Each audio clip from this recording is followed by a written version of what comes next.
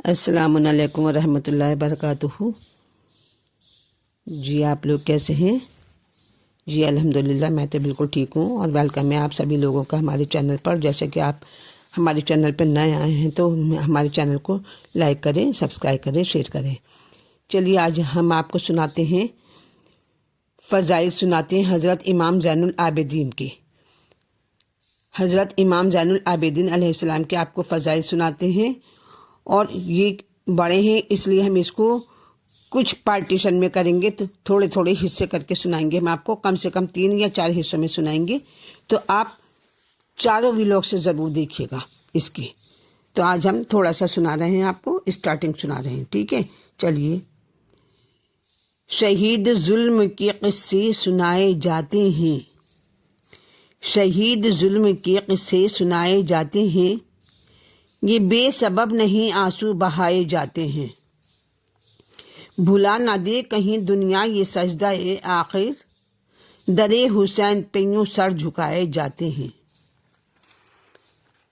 اگلا مصرع ہے، اے شہ سوار عرصہ کرب و بلائے حسین، اے تاج دار کشور صبر و رضا حسین، اے نا خدائے کشت یہ دین خدا حسین، اے حق پرست و حق و فکر و حق نما حسین، سر چشمہ ہدایت رخش جنان بنی، تجھ سے زمین و کرب و بلا آسماں بنی، سر چشمہ ہدایت رخش جناں بنی، تجھ سے زمین و کرب و بلا آسماں بنی۔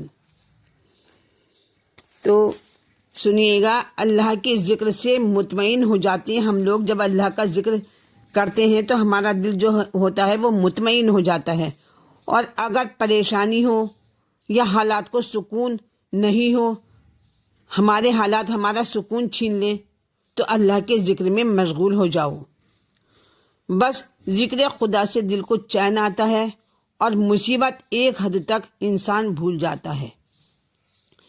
تو جناب رسالت خدا جب امت کے مظالم سے بہت تنگ آ جاتے تھے تو دل اداس ہو جاتا تھا ان کا، اور اللہ نے فرمایا، اے میرے حبیب، دل تنگ نہ کرو بلکہ میرا ذکر کرو کہ تیری پریشانی دور ہوگی۔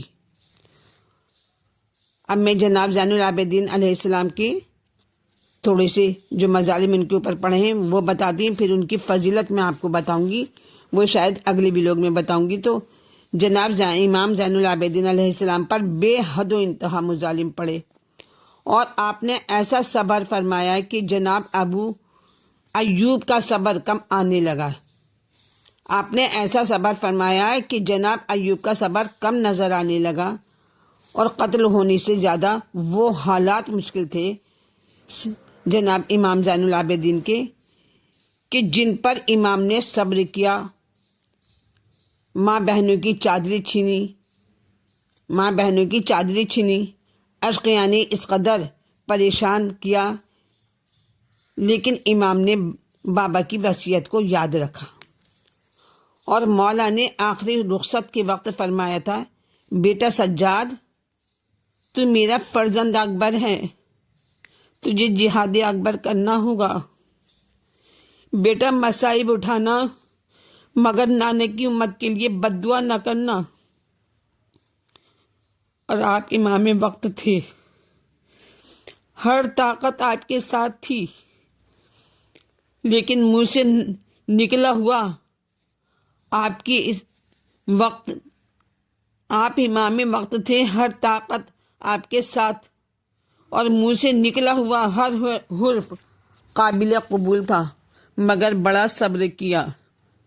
حضرت سے یہ وطن میں کسی نے کیا کلام، حضرت سے یہ وطن میں کسی نے کیا کلام، گزرے کہاں زیادہ قلق تم پہ یا امام، بے پردہ اہل بیت لعینوں کا ازدحام، حضرت نے 3 بار کہا شام شام شام، بیبیوں کا نام لے کے ادو شاد ہوتے تھے، بابا کا سر بھی روتا تھا اور ہم بھی روتے تھے۔ ایک مرتبہ ایک مرتبہ اتفاقاً قافلے سے ایک شخص بچھڑ گیا جس کا نام عبداللہ بن مبارک تھا۔ تو عبداللہ بن مبارک کہتا ہے کہ ایک سال میں حج بیت اللہ ایک قافلے کے ساتھ ہو لیا۔ اتفاقاً قافلے سے میں بچھڑ گیا اور خدا پر توکل کر کے ایک راستے پر میں لگ گیا اور سفر کرتا رہا۔ تو ایک روز کیا دیکھتا ہوں کہ اثنائے راہ میں ایک لڑکا کم سن جامہ کوہتا بدن پر پہنے ہوئے اور چھوٹا سا عمامہ سر پر باندھے، نالین عربی زیر پا پہنے ہوئے، بلا کسی زاورہ کے سفر کر رہا تھا، بنا کسی سامان کے، کچھ نہیں تھا اس کے پاس، بنا کسی زاورہ کے سفر کر رہا تھا، نہ سواری، نہ کوئی رفیق، نہ کوئی دوست، نہ مددگار، تنہا پا پیادہ چلا جا رہا تھا کہ میں نے سوچا کہ ایسا دشت ہولناک ہے اور لڑکا اتنا کم سن کیسے منزل مقصود تک پہنچے گا۔ تو میں قریب گیا اور بعد سلام کے پوچھا، اے ساجزادے، کہاں سے آ رہے ہو اور کہاں جا رہے ہو؟ تو آپ نے بعد جواب سلام کے فرمایا کہ اللہ کے یہاں سے آیا ہوں اور حق تعالیٰ کے پاس جاتا ہوں۔ بس میں نے پوچھا، کس چیز کی تلاش میں گھر سے نکلے ہو؟ تو فرمایا، پروردگار کی خوشنودی کا طالب ہوں۔ میں نے کہا، نہ تمہارے پاس زاورہ ہے اور نہ کوئی سواری ہے؟ تو فرمایا، زاورہ میرا تقویٰ ہے اور راحلہ میرے دونوں پیر ہیں اور مطلوب میرا آقا ہے۔ اللہ اکبر۔ میں نے کہا، صحرا ایسا خطرناک اور آپ اس قدر کمسن، اور یہ راستہ کیسے طے ہوگا آپ سے؟ تو جواب میں فرمایا، اے شخص، تو نے کسی کو دیکھا ہے کہ اپنے دوست کی زیارت کو جائے اور وہ اس کی طرف توجہ دے تو وہ دوست اپنے مہمان اور اپنے زائر کو بے بہرا رکھے؟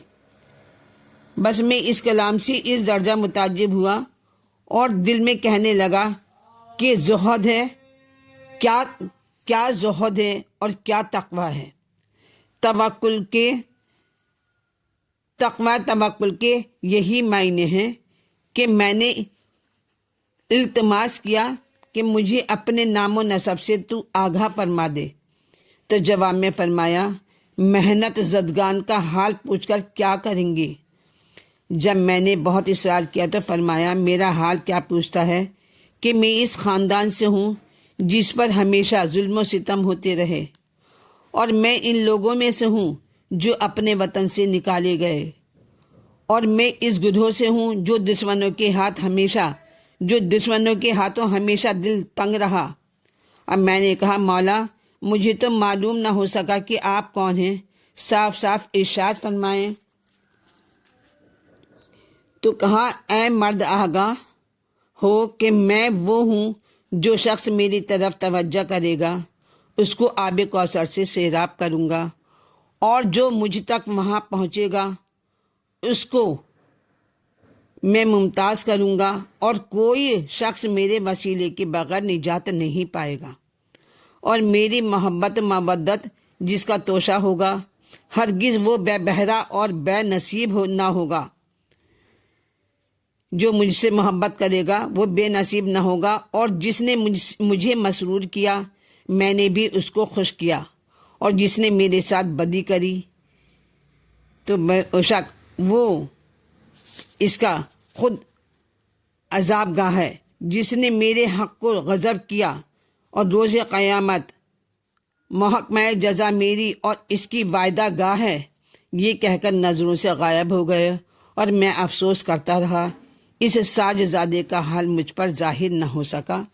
آگے کے لیے میں آپ کو بتاؤں گی۔ جب وہ مکہ معظمہ پہنچ گیا، اور ایک روز میں نے دیکھا کہ کچھ لوگ حلقہ باندھے بیٹھے ہوئے ہیں اور کچھ لوگ کھڑے ہیں۔ اس کے آگے میں آپ کو بتاؤں گی جب وہ بچہ مکہ پہنچ گیا ہے، اس کے آگے کی لوگ آپ پھر اس کے بعد دیکھیے۔ اس کے بعد میں چلیے، جو بھی میرے چینل پر نیا ہے وہ میرے چینل کو لائک کریں، سبسکرائب کریں، شیئر کریں۔ Thank you.